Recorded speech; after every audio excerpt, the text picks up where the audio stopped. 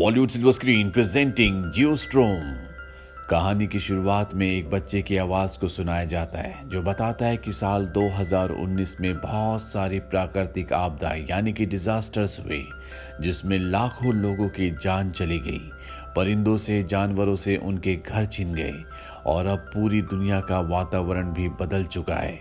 कहीं पर बहुत ज्यादा ठंड है, कहीं पर बहुत ज्यादा गर्मी है जिससे इंसानों की जान जा रही है। इस मुश्किल समय से लड़ने के लिए 27 मुल्क एक साथ हो गए और उन्होंने तय किया कि वो एक साथ मिलकर इस मुश्किल समय का सामना करेंगे।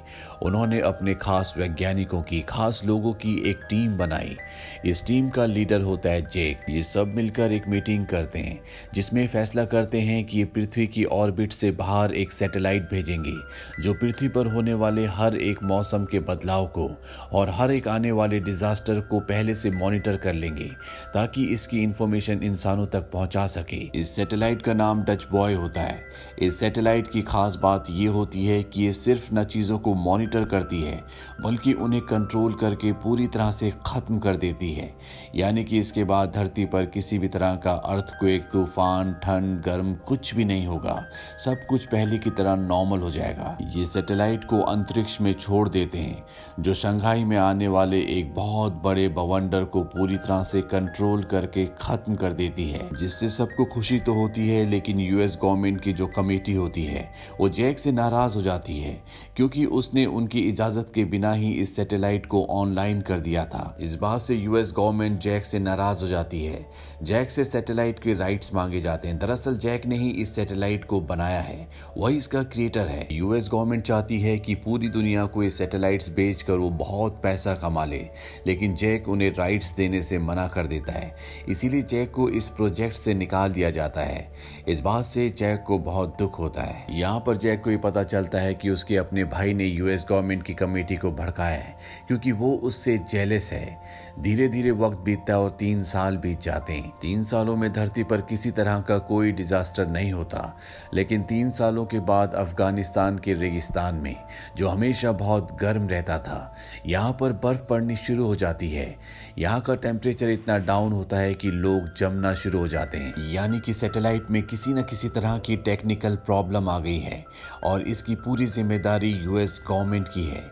यूएस गवर्नमेंट की कमेटी की एक मीटिंग बैठती है जिसमें वो इस समस्या से बाहर निकलने के लिए डिस्कशन करते हैं, लेकिन ये सैटेलाइट जैक ने बनाई है और वही इसे ठीक कर सकता है। उसके अलावा इस सैटेलाइट के बारे में किसी को भी डिटेल नॉलेज नहीं है, लेकिन यूएस गवर्नमेंट की कमेटी कहती है कि जैक को हम निकाल चुके हैं, हमें चुपचाप बैठ जाना चाहिए क्योंकि हम कुछ भी नहीं कर सकते। यहाँ पर जैक का भाई भी होता है।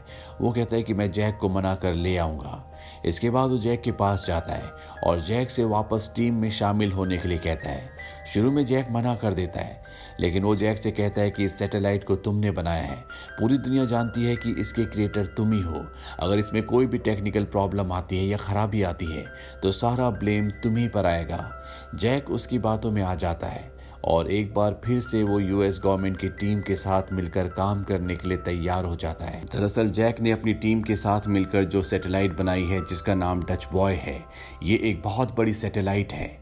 इसके साथ बहुत छोटी छोटी बहुत सारी सैटेलाइट्स जुड़ी हुई हैं जो हर एक देश के लिए अलग है। जैक की एब्सेंस में सैटेलाइट में एक वैज्ञानिक सैटेलाइट का डेटा इकट्ठा कर रहा होता है। दरअसल वो जानना चाहता है कि सैटेलाइट में क्या प्रॉब्लम है।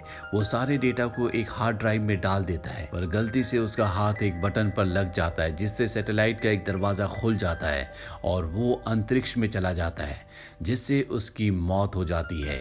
वहीं हांगकांग में दिखाया जाता है जहां पर गर्मी बहुत ज्यादा बढ़ चुकी है। वहां पर एक आदमी के हाथ से अंडा गिरता है और जैसे वो फटता है उस अंडे का ऑमलेट बन जाता है, जिससे हमें पता चलता है कि यहाँ पर कितनी गर्मी है। और इसके बाद यहाँ जमीन फटना शुरू हो जाती है। जमीन के अंदर से लावा निकल रहा होता है। लोग सड़कों पर मर रहे हैं।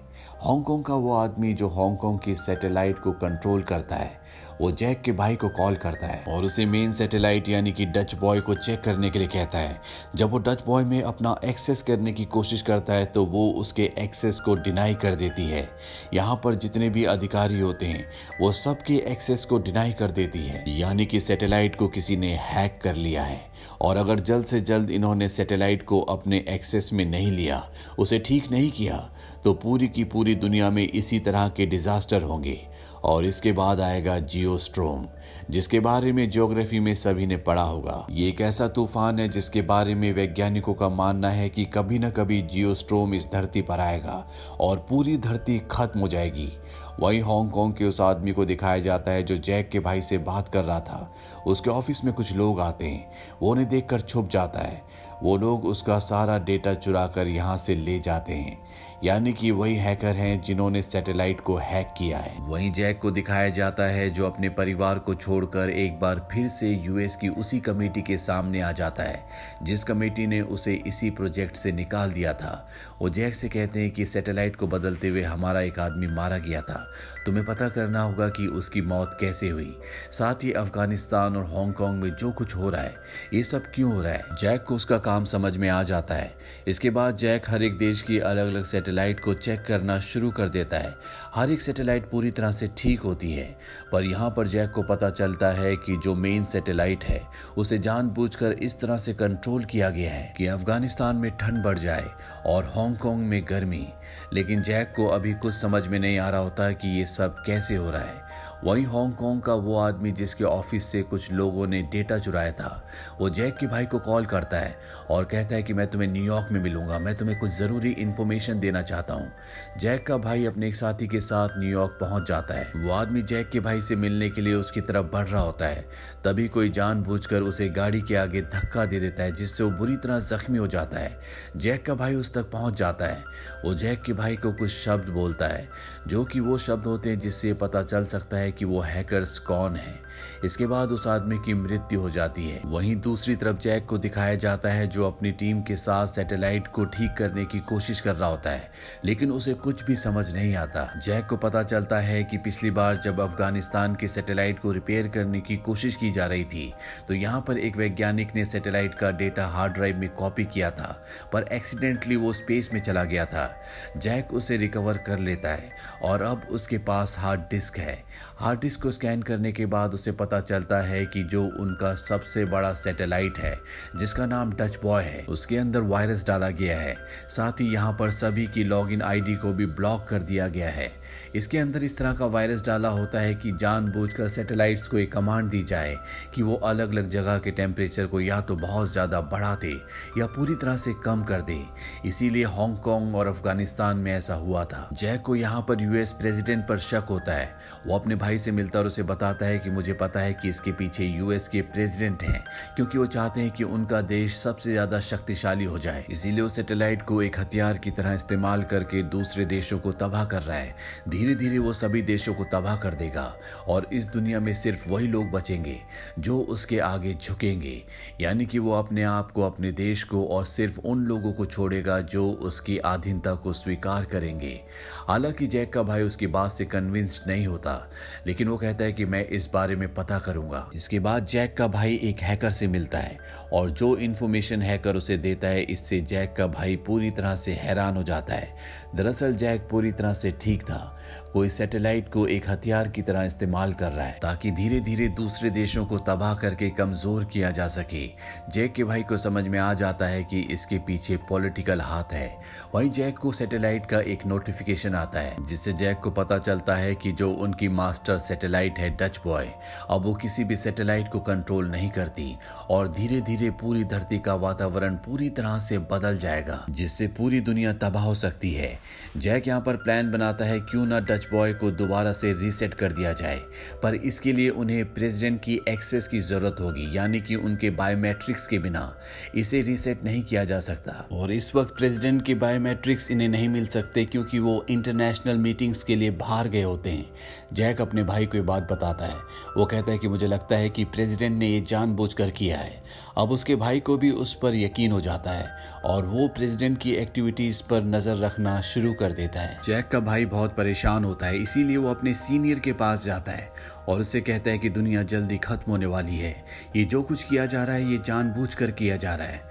उसका सीनियर कहता है कि तुम्हें बात कैसे पता चली, और उसके मुंह से इस प्रोजेक्ट का नाम निकल जाता है। जैक का भाई समझ जाता है कि इसके पीछे यही सब लोग हैं। अब उस सीनियर ऑफिसर को भी पता चल चुका है कि जैक के भाई को सब कुछ पता चल गया है, इसीलिए वो उसे एक दूसरी जगह ले जाता है ताकि उसे मार सके। जैक का भाई ये बात समझ गया होता है, इसीलिए वो एक रूम में जाकर अंदर से दरवाजा बंद कर लेता है और तब तक वहीं रहता है जब तक उसका सीनियर वहां से चला नहीं जाता। इसके बाद जैक का भाई एक लड़की के पास जाता है जो प्रेसिडेंट की सिक्योरिटी गार्ड होने के साथ साथ एक एजेंट भी होती है। जैक का भाई उसे बताता है कि यहाँ पर सैटेलाइट्स के साथ जो भी छेड़छाड़ हुई है वो हमारे सीनियर ने, हमारे लीडर ने की है, और वो प्रेसिडेंट को भी मारना चाहता है क्योंकि वो उनसे जेलस है। शुरू में हमें लगा था कि ये सब कुछ प्रेसिडेंट कर रहे हैं, लेकिन वो हमारी गलती थी। हमें प्रेसिडेंट को किसी तरह से बचाना होगा। तुम उनकी सिक्योरिटी गार्ड हो, तुम इसमें हमारी मदद कर सकती हो। दरअसल प्रेसिडेंट की एक स्पीच होती है और अब ये सब के सब उस जगह चले जाते हैं जहाँ पर प्रेसिडेंट की सिक्योरिटी गार्ड अंदर जाती है और वो गोलियां चलाना शुरू कर देती है। चारों तरफ भगदड़ मच जाती है और इसी मौके का फायदा उठाकर वो लड़की प्रेसिडेंट को गाड़ी में ले आती है, जहाँ पर जैक का भाई, जैक और प्रेसिडेंट और ये लड़की चारों होते हैं। यहाँ पर ये प्रेसिडेंट को सारी बात समझाते हैं। प्रेसिडेंट को बात समझ में आ जाती है कि इस सब के पीछे जैक के भाई का बॉस, जिसका नाम लियोनार्ड है, जो सेक्रेटरी ऑफ स्टेट है, उसका दिमाग है। अब लियोनार्ड के आदमी यहाँ पर प्रेसिडेंट की गाड़ी का पीछा करना शुरू कर देते हैं। साथ ही यहाँ पर मौसम खराब होना शुरू हो जाता है। यहाँ पर भी बिजलियां चमक रही होती है और ये इस बात का इंडिकेशन होता है कि जल्द ही जियोस्ट्रोम आने वाला है। ये सब यहाँ से निकलने में कामयाब हो जाते हैं। इसके बाद जैक अपनी सैटेलाइट में जाता है जो कि सबसे बड़ी मदर सैटेलाइट है। वो दरअसल सबको यहाँ से निकालना चाहता है क्योंकि सैटेलाइट में उसने एक ऐसा ऑटो फंक्शन जनरेट किया था जिससे अगर जियोस्ट्रोम आए या सैटेलाइट में वायरस आ जाए या पूरी तरह से वो आउट ऑफ कंट्रोल हो जाए तो सैटेलाइट अपने आप ही ब्लास्ट हो जाए। यहाँ पर जैक को ये पता चल जाता है कि सैटेलाइट के अंदर वायरस किसने डाला था। दरअसल लियोनार्ड ने उसे पैसों का लालच दिया था, इसीलिए वो उसकी बातों में आ गया था। अभी लड़का जैक के ऊपर गन तान देता है, लेकिन जैक उसे एक पंच मारकर गिरा देता है। इसके बाद इन दोनों के बीच में मुठभेड़ होती है और इसी मुठभेड़ के चलते उस लड़के का हाथ एक बटन पर लग जाता है जिससे एक दरवाजा खुल जाता है और ये लड़का ठीक उसी तरह से जिस तरह से पहले एक आदमी अंतरिक्ष में चला गया था, ये भी अंतरिक्ष में चला जाता है। अब जैक भी अंतरिक्ष की तरफ खिंचा चला जा रहा होता है और उसके साथी उसे पकड़ लेते हैं और जैक की जान बच जाती है। अब इन सबको इन्फॉर्मेशन मिलती है कि पृथ्वी पर चारों तरफ तबाही हो रही है, पृथ्वी खत्म होने की कागार पर है। जैक के साथी बोलते हैं कि हम सबको पृथ्वी पर जाकर अपने लोगों को बचाना होगा, यहाँ से हम कुछ भी कंट्रोल नहीं कर सकते। जैक कहता है तुम सब जाओ, मैं यहीं पर रहकर इस सैटेलाइट को ठीक करने की कोशिश करूंगा। उसके सभी साथी यहाँ से चले जाते हैं। वहीं पृथ्वी पर दिखाया जाता है कि लियोनार्ड, जिसने इस पूरी सैटेलाइट के अंदर वायरस डलवाया था, उसे वो एजेंट पकड़ लेती है जो प्रेसिडेंट की सिक्योरिटी भी है। प्रेसिडेंट लियोनार्ड से पूछता है कि तुमने ऐसा क्यों किया। दरअसल लियोनार्ड उसका खास आदमी था। लियोनार्ड कहता है क्योंकि मैं प्रेसिडेंट बनना चाहता था, तुम प्रेसिडेंट की कुर्सी को डिजर्व नहीं करते। प्रेसिडेंट कहता है कि इसे मेरे सामने से दूर ले जाओ। लियोनार्ड को अब अरेस्ट कर लिया गया है। इसके बाद प्रेसिडेंट को उस जगह ले जाया जाता है जहां पर डच बॉय सैटेलाइट का पूरा रीसेट रिस्टार्ट करने का फंक्शन है। प्रेसिडेंट अपनी बायोमेट्रिक एक्सेस से एक बार फिर से सैटेलाइट को रीसेट कर देते हैं और इस जगह से चले जाते हैं। और जैक ने जब इस सैटेलाइट को बनाया था तो उसने इसके अंदर एक खास फंक्शन को डाला था जिसके मुताबिक अगर कभी भी इस सैटेलाइट को किसी भी खतरे का आभास हुआ तो ये अपने आप ही ब्लास्ट हो जाएगी। और अब ये उस मोड में जा चुकी होती है और अगले 8 मिनट्स के अंदर ये ब्लास्ट होने वाली है। वहीं सैटेलाइट इन्हें अलर्ट भी देती है कि 4 मिनट में धरती पर जियोस्ट्रोम शुरू हो जाएगा, यानी कि इन्हें जल्द से जल्द इस जगह से निकलना होगा। कुछ ही मिनट्स के बाद दिखाया जाता है कि धरती पर जियोस्ट्रोम शुरू हो जाता है और अब जैक और उसकी साथी जो अभी भी सैटेलाइट के अंदर है, जिसका नाम डच बॉय है, वो यहाँ से किसी भी तरह से निकलना चाहते हैं। वो एक कैप्सूल में बैठकर उस सैटेलाइट से निकल जाते हैं और उनके निकलने के बाद सैटेलाइट ब्लास्ट हो जाती है। जैक और उसकी साथी सुरक्षित तरीके से धरती पर लैंड कर जाते हैं। इन दोनों की जान बच जाती है। सैटेलाइट अब ब्लास्ट हो चुकी है, इसीलिए धरती पर जितने भी तूफान होते हैं सब बंद हो गए होते हैं, क्योंकि ये सब उसी मशीन, उसी सैटेलाइट की वजह से हो रहे थे। इस घटना के 6 महीने बाद दिखाया जाता है कि जैक को एक बार फिर से उसका सम्मान, उसकी पोजीशन वापस मिल गई है। जिस तरह से पहले वो डच बॉय का हेड इंजीनियर था, एक बार फिर से वो हेड इंजीनियर बन चुका है और अब इस पूरे प्रोजेक्ट को यूएस कंट्रोल नहीं करता बल्कि इसे इंटरनेशनल कमेटी कंट्रोल करती है।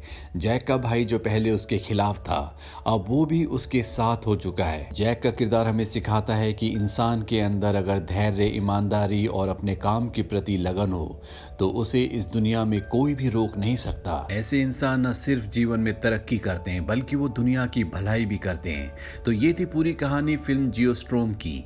ये मूवी सन 2017 में रिलीज हुई थी, पर इसमें जो कहानी दिखाई गई है वो अपने वक्त से 2 साल आगे की कहानी है। इस मूवी को IMDb पर 5.3 की रेटिंग मिली है। इस मूवी का बजट था $120 मिलियन और बॉक्स ऑफिस पर इसने कमाई की थी $221.6 मिलियन की। उम्मीद करते हैं कि ये कहानी आपको पसंद आई होगी।